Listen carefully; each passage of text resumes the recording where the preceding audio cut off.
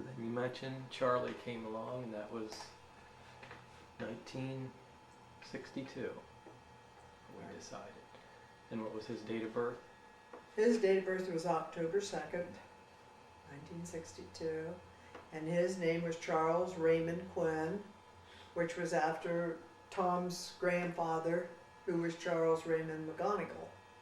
And we liked the name, and somewhere along the line when Paul was real little, we started calling him Charlie, and I don't know why, do you? No. We just started doing that, and we did that maybe for a couple years, and then when he was a preschooler, and then we thought, this is silly, you know, we ought to be calling him, he's going to school, he ought to be called his real name. So we called him Paul, and then Charlie was born, so we called him Charlie. So we made it legal.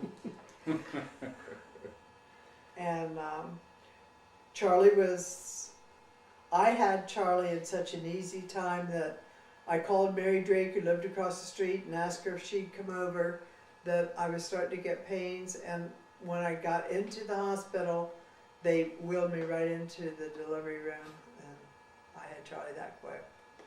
And he was the last of our children to be born with normal birth.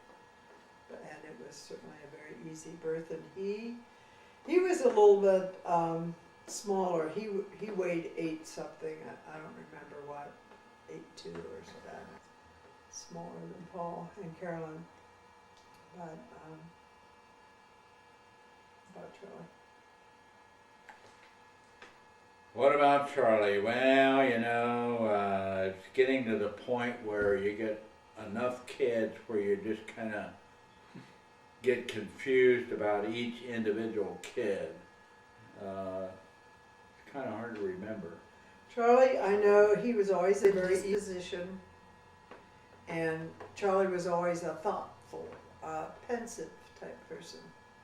And he had a wonderful sense of humor that if you didn't, Paul projected himself so much louder and more forceful over Charlie that you'd have to kind of listen to hear Charlie's remarks. You could let them pass if you wanted to, but he was quite clever, and he always did very well in school.